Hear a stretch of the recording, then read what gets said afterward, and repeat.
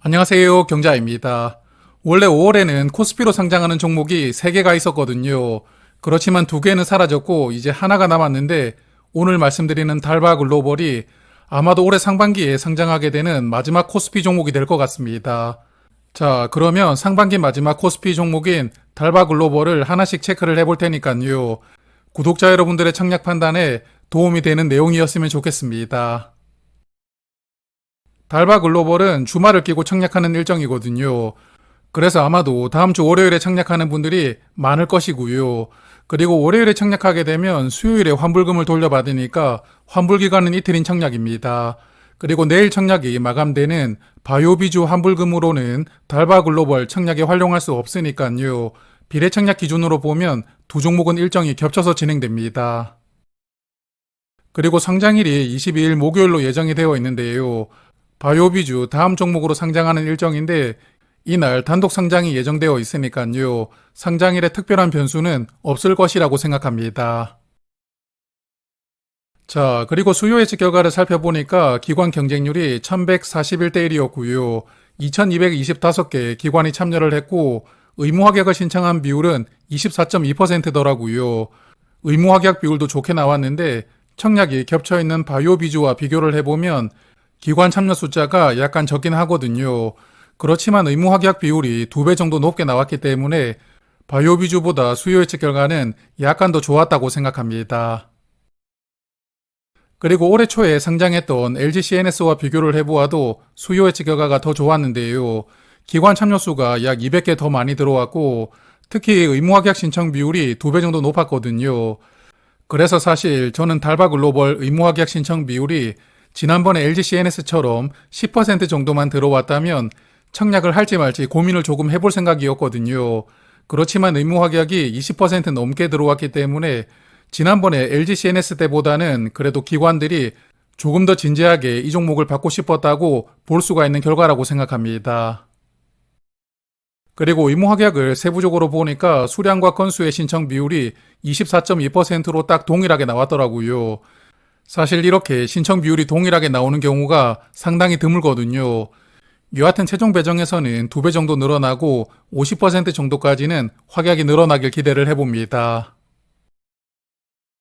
그리고 공모가가 상단 가격인 66,300원으로 결정이 되었는데요. 공모가 신청 결과를 보니까 거의 대부분이 공모가를 상단 이상으로 신청을 했더라고요. 그러므로 기관 투자자들이 가격에 대한 이견은 거의 없었다고 보입니다. 그리고 달바 글로벌은 공모가 기준 시가총액 약 8천억 원으로 상장하게 되는데 이번 IPO에서 모집하는 금액은 434억 원이더라고요.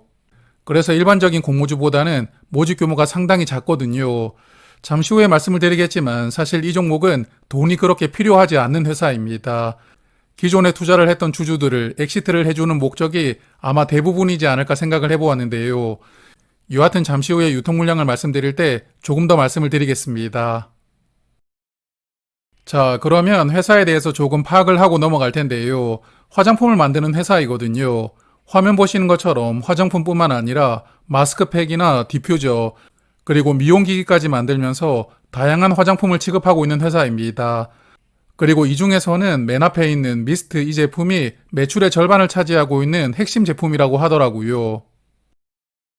그래서 여성분들이 저보다 훨씬 잘 아시겠지만 미스트가 얼굴이 건조할 때 뿌려주는 화장품인데 항공기 승무원들이 사용하면서 입소문이 났다고 합니다.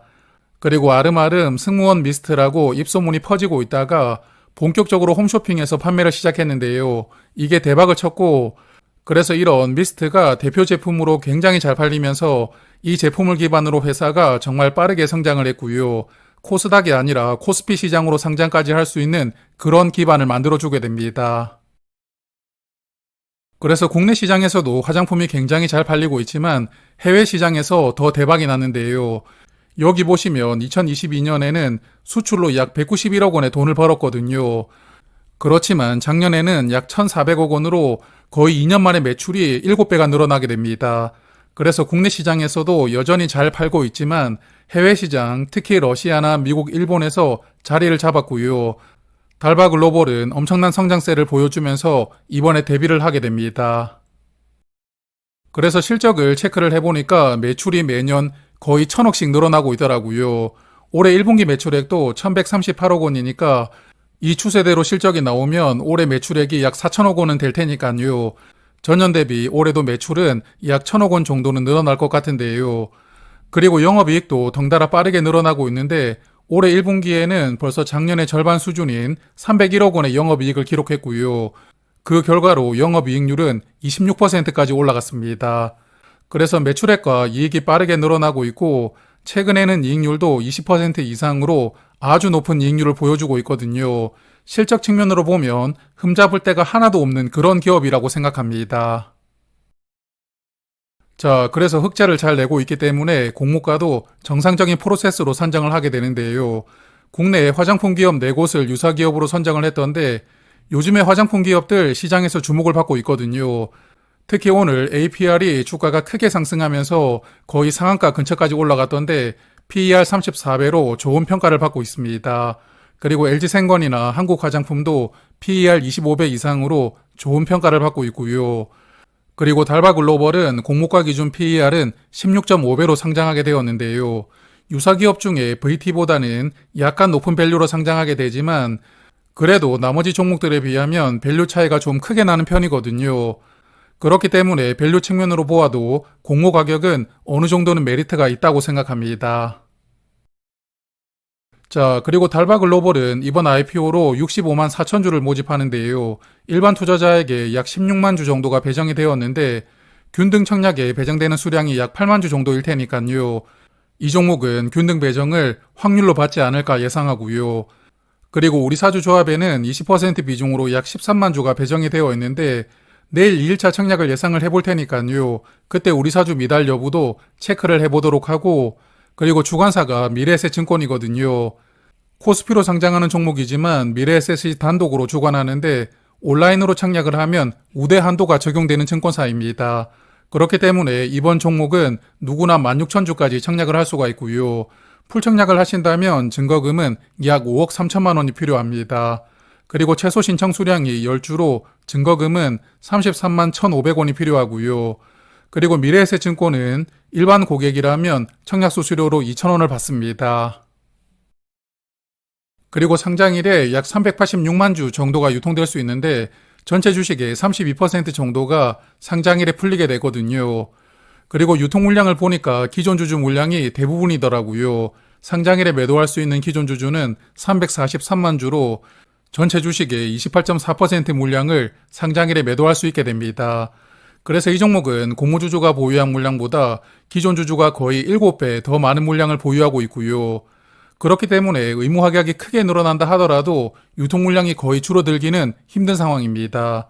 기존 주주가 상장일 흐름을 좌우할 것이라고 예상이 되니까요. 기존 주주에 대해서도 조금 파악을 해보고 넘어가겠습니다. 자, 먼저 기존 주주의 구성을 보니까 재무적 투자자는 약 252만 주를 보유하고 있고 개인 주주가 약 90만 주를 보유하고 있더라고요.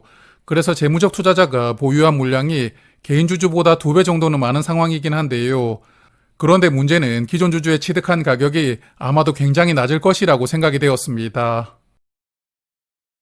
최근에 주식 발행했던 이력을 보니까 재무적 투자자에게는 22년의 마지막으로 투자를 받았습니다. 이 당시에 약 11만 주를 주당 2만 8천 원에 투자를 했으니까요. 재무적 투자자들이 취득한 가격은 대부분 2만 8천 원 아래라고 예상을 해볼 수가 있고요.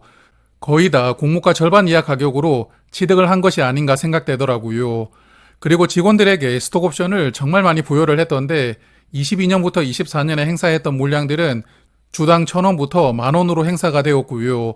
24년에는 주당 2만원으로 일부 물량이 행사가 되었습니다. 그러므로 개인 주주들이 보유한 물량은 대부분 스톡옵션 물량이라고 예상이 되는데요. 개인 주주가 보유한 물량이 공모가 대비 작게는 3배, 많게는 몇십 배 낮은 가격으로 취득을 했잖아요. 그렇기 때문에 기존 주주들의 물량이 공모가 근처에서부터 적극적으로 나올 가능성은 매우 높은 종목입니다. 그리고 스톡옵션 중에 아직 행사되지 않은 물량이 꽤 많았는데요. 행사 기간이 시작되어서 상장일에 바로 행사될 수 있는 물량도 약 30만 주나 되더라고요. 역시나 이들 물량도 행사 가격이 전부 10,000원 미만이기 때문에 당연히 행사를 하고 정리할 것이라고 예상합니다. 그리고 30만 주가 이번에 공모로 모집하는 수량의 거의 절반 정도 되거든요. 그래서 이러한 스톡 옵션은 유통 물량을 더욱더 부담스럽게 만들어 줄 것이기 때문에 유통 물량이 아마 달바 글로벌의 가장 큰 단점이 아닐까 생각합니다. 자, 그리고 이 종목을 스터디를 하면서 작년 초에 상장을 했던 APR과 조금 닮았다는 생각이 많이 들었는데요. APR도 회사가 빠르게 성장하면서 코스피로 상장하게 되었고, 그리고 이번에 유사기업 중에 하나로 선정이 되기도 했더라고요. 그래서 제가 보기에는 두 종목의 청약 조건이 굉장히 닮아 있습니다. 화면을 보시면 APR과 달바 글로벌은 수요 예측 결과가 일단 비슷하게 나왔습니다. 약 2,000개 기관이 참여를 했고요. 의무 합격을 신청한 비율도 20%대로 둘 다 좋은 결과가 나왔다는 공통점이 있고요. 그리고 유통 물량도 닮았는데 APR도 기존 주주가 유통 물량의 대부분을 차지하고 있었거든요. 그리고 전체 주식의 30% 넘는 물량이 유통된다는 이런 조건도 비슷한 상황입니다. 자, 그래서 APR 상장의 성적을 한번 복기를 해보았는데요. APR이 상장했던 작년 초에 공모주 시장 분위기가 괜찮았었거든요. APR도 시초가부터 78% 상승해서 출발을 했지만 시초가 이후로 주가가 거의 올라가지 못했고요. 상장일에 마지막까지 흘러내리면서 마감이 되었거든요. 그래서 아마도 기존 주주가 보유한 물량이 시작부터 끝날 때까지 계속 나왔기 때문에 이런 결과가 나왔다고 생각하는데 달바 글로벌도 비슷한 결과가 나올 수 있겠다는 그런 생각이 들더라고요. 여하튼 나중에 상장하기 전에 다시 한번 더 자세하게 말씀을 드리도록 하고요. 자, 이제는 마무리를 해보겠습니다. 달바 글로벌은 수요 예측 결과가 좋았고요. 그리고 공모가도 유사기업과 비교를 했을 때는 밸류 측면에서는 메리트가 있는 가격이라고 생각을 했거든요. 그렇지만 유통 물량이 많고 특히 기존 주주가 아주 낮은 가격으로 물량을 왕창 보유하고 있다는 게 가장 큰 리스크라고 생각을 하는데요. 그래도 이 종목을 청약하지 않기에는 조금 아쉽다는 생각이 들더라고요.